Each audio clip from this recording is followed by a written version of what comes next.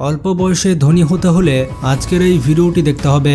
আপনি কি 20 থেকে 30 বছর বয়সে কোটিপতি হতে চান? তাহলে আপনার কিছু অভ্যাসের পরিবর্তন করতে হবে। আর 20 থেকে 30 বছরে ধনী হওয়া এটা কোনো অস্বাভাবিক বিষয় নয়। ধরুন আপনাকে পয়েন্ট এ থেকে পয়েন্ট বি পর্যন্ত যেতে হবে। পয়েন্ট এ হচ্ছে আপনার বর্তমান অবস্থা, যেখানে আপনি একটি গরিব ব্যক্তি, আর পয়েন্ট বি হচ্ছে আপনার ভবিষ্যৎ অবস্থা, যেখানে আপনি একজন ধনী ব্যক্তি।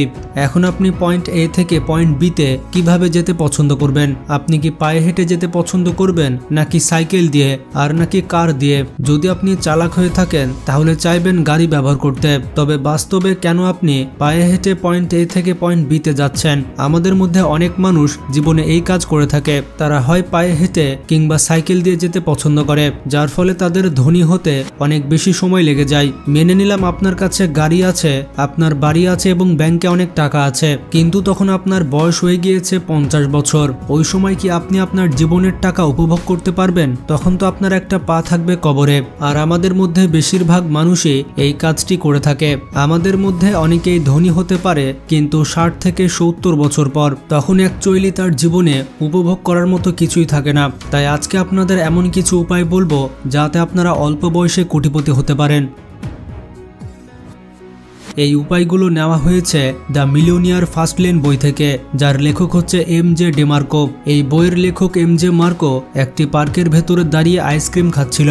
সে সময় তিনি দেখতে পেলেন পার্কের ভেতর একটি ল্যাম্বরগিনি গাড়ি এসে দাঁড়ালো। লেখক মনে করেছিল এই গাড়ি থেকে কোনো 40 থেকে 50 বছরের মুরব্বী মানুষ বের হবে, কিন্তু গাড়ি থেকে 24 বছর বয়সী এক যুবক বের হলো। এটি দেখার পর মার্কো অবাক হয়ে যায়। তিনি অবাক হয়ে সেই ছেলেটিকে জিজ্ঞেস করলেন, গাড়িটি কি আপনার নিজের? ছেলেটি বলল, হ্যাঁ, এই গাড়িটি আমার নিজের, আমি আমার ইনকামের টাকা দিয়ে গাড়িটি কিনেছি। তখন লেখক মার্কো তাকে আবার প্রশ্ন করলো যে আপনি আসলে কি কাজ করেন? তখন ছেলেটি বলল, আমি একজন ইনভেন্টর। আর এটা বলে ছেলেটি চলে গেল। তখন এম.জে. মার্কো চিন্তা করলো তাহলে ইয়াং বয়সেও ধনী হওয়া সম্ভব। তারপর সে এই বিষয়টা নিয়ে রিসার্চ করা শুরু করে। সে জানার চেষ্টা করে আসলেই কম বয়সে ধনী হওয়া সম্ভব কিনা। তারপর তিনি গবেষণা থেকে 3টা রাস্তা খুঁজে পান, যে 3টা রাস্তার মাধ্যমে আমরা সাধারণ মানুষ চলে থাকে। প্রথম রাস্তাটি হচ্ছে সাইড ওয়াক, দ্বিতীয় রাস্তাটি হচ্ছে স্লো লেন এবং তৃতীয় রাস্তাটি হচ্ছে ফাস্ট লেন। প্রথম রাস্তাটি মানে সাইড ওয়াকে তারা চলতে পছন্দ করে যাদের মন মানসিকতা হয় এমন, যা করার আজকেই করে নি, হাতে যা টাকা আছে সবকিছু খরচ করে ফেলি, বন্ধুদের নিয়ে খাওয়া দাওয়া করে মজ মাস্তি করে সব টাকা শেষ করে ফেলি, আর 2-3 দিন পর শূন্য পকেটে এর থেকে ওর থেকে ধার নিয়ে চলাফেরা করব। তারাই মাস শেষে ফকিরের মতো বেঁচে থাকে।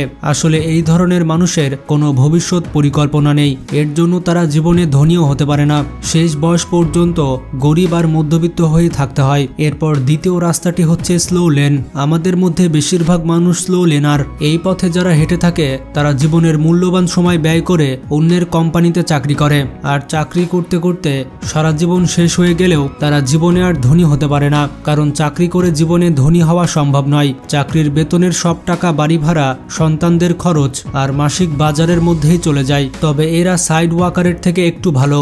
স্লো লেনে যারা হেঁটে থাকে তারা কিছু টাকা সেভিংস করে বৃদ্ধ বয়সে ভালো থাকার জন্য, কিন্তু শেষমেশ এই টাকা হয় ছেলে মেয়ে নিয়ে যায় আর না হয় নিজের চিকিৎসার পেছনে ব্যয় করতে হয়, যার ফলে তাদের পক্ষেও জীবনে ধনী হয়ে ওঠা সম্ভব হয়ে ওঠে না। শেষমেশ মধ্যবিত্ত হয়ে কষ্ট করে মারা যেতে হয়। 3 নম্বর রাস্তাটি হচ্ছে ফাস্ট লেন। যারা ফাস্ট লেনে জীবন পরিচালনা করে থাকে তারা জানে যে টাকার থেকে সময়ের মূল্য অনেক বেশি। সময় একবার হাত থেকে চলে গেলে সেটা আর ফেরত আসে না।